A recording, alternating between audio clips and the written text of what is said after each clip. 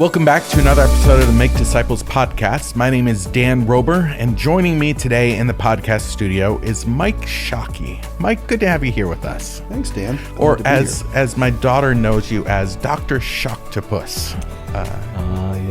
Yes. The moniker given me many years ago by Craig Stewart, and then JP brought it back to life, and now your daughter's got a hold of it. It's going to be around forever, I suppose. Awesome. Yeah. Well, all we're doing here is hearing one another's stories, and so I'm excited to hear yours. But let's start with the basics here. Tell us a little bit about your role here at Wildwood, how long you've been around, and what you do here. I have been affiliated with Wildwood as a member, my wife and I, April, since 2010, early 2010. And the church sent me to seminary and has supported me through that endeavor and helped me to revitalize church along the way over near campus at FSU. And so on again, off again since 2010, primarily on because in all the different things that we've done between then and now, Wildwood has always been kind of undergirding us and on the horizon. When in the COVID era, our church, which was mostly young professionals and college students over near campus, when that came to a bit of a grinding halt and nobody quite knew how they wanted to do church. I shouldn't say nobody, but many of them. We brought several of those folks that are still today with us here at Wildwood. And that was a pretty natural transition because Wildwood had been supporting us in some fashion during all that time. So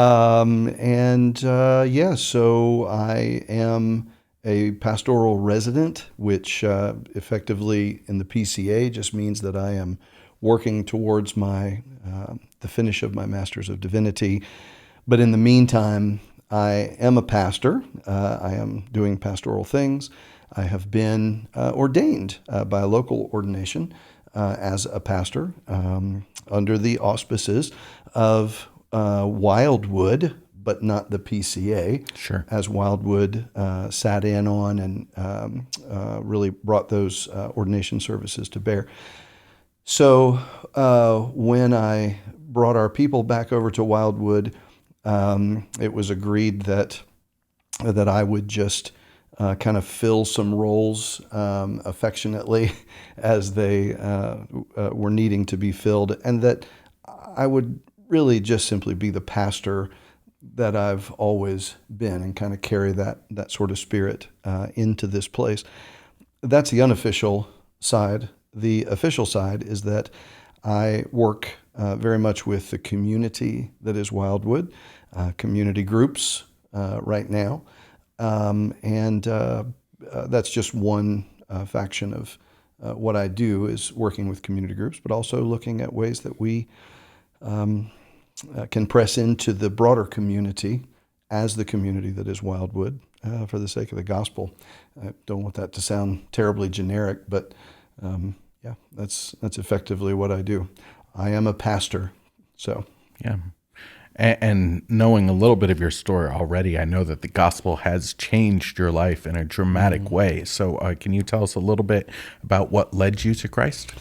The long and short of that is that I was not anticipating Jesus when he found me, and I was invited to church by a neighbor, a man who actually I knew quite well, and I went in 2001. I went to church somewhat reluctantly, and I slowly but surely saw Jesus over the course of about 6 weeks bring me completely and fully in my heart and mind to believe that he was who he said he is, and that I needed him very desperately.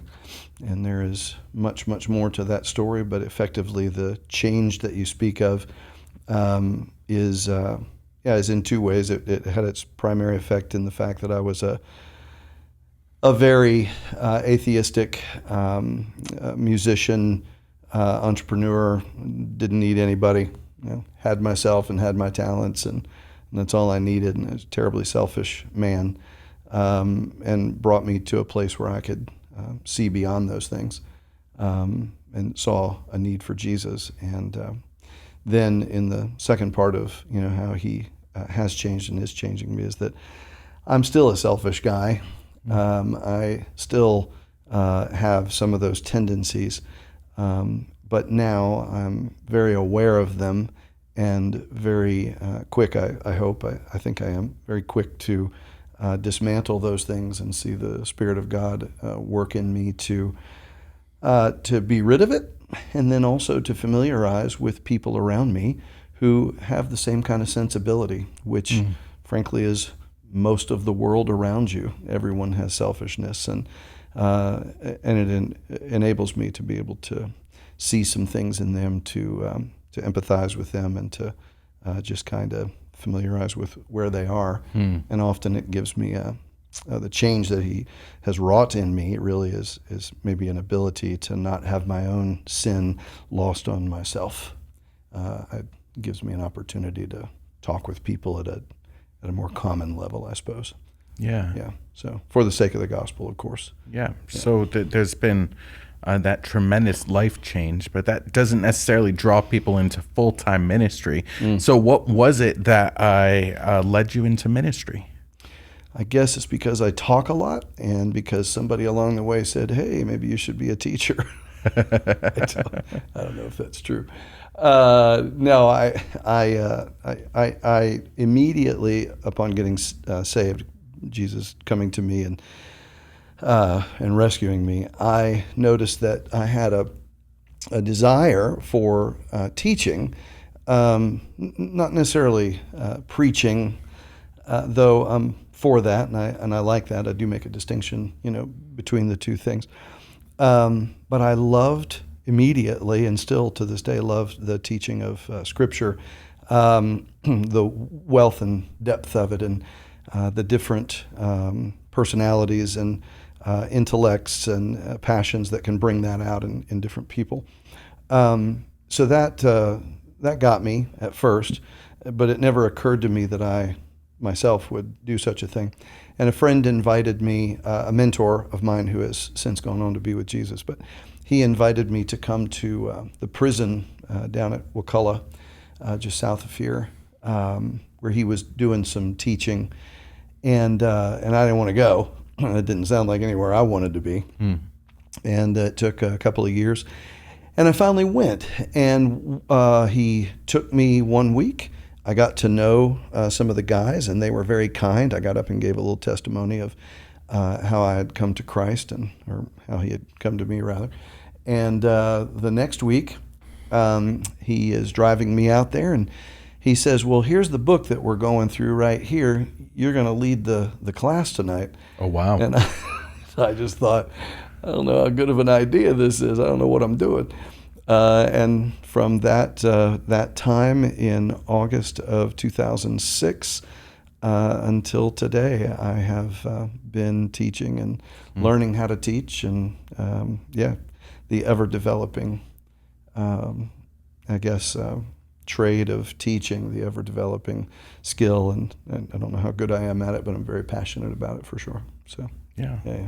And that was affirmed, I think, at the end of the day by not only him, but as we went, but it's been affirmed by so many different people to say, hey, this is what we feel like you should be doing.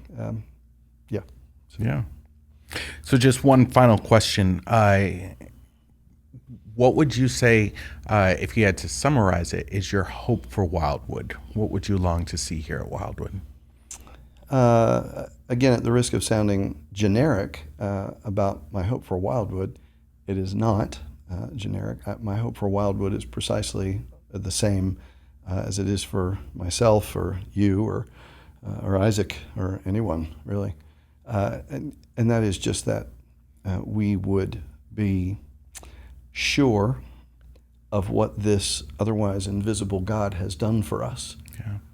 in the midst of a life that puts so much on us in the way of doubt and fear and concern, and even in our pride, and even when we are sure about our faith, and these kinds of things. I get that there are people who are strong in their faith that way, and they can see Jesus. I get it, but not really. Somewhere in that very person's life, let alone the more people than not's life out there, when they lay their head down on the pillow at night, what I want for Wildwood is the same as I want for those people, is that they're sure of their salvation, and that they're sure of it in biblical ways and not ways that we often think are biblical. And that would open up a whole nother can of worms that you don't have time for in this little segment. But certainly something that people can sit down with you and talk more about. I do that. Yeah. And that actually is the primacy of the ministry that I've been given over these years, is the assurance of faith and how crucial that is. And I would put a capstone on that statement to say that it's the very reason that the Reformation itself formed, was because you had some men who were with themselves and with people who weren't sure, and thereby they were not acting in accordance with what the church should be doing in the world. Yeah. You can't very well go pass along assurance and hope to people when you yourself don't have any. So my great hope for Wildwood is that they have that hope, that they keep that hope, and that they know where that from where that hope derives, because it's really the only way that any church or kingdom building organization, as it were, keeps building. Yeah. Yeah. So. Well, thank you so much for sharing your story, Mike. And we love to hear stories, and we love to hear your stories as well. We want to know what's going on in the life of our Wildwood congregation, and we'd love to share them just with the staff or perhaps with the whole congregation. So you can submit your own stories by going to wildwoodtlh.com/stories, and there's a brief form you can fill out there, your opportunity to tell your story about how God has moved and worked in your life. Thanks, Mike, for being here. Thanks for having me. And we'll see you for another episode of the Make Disciples podcast.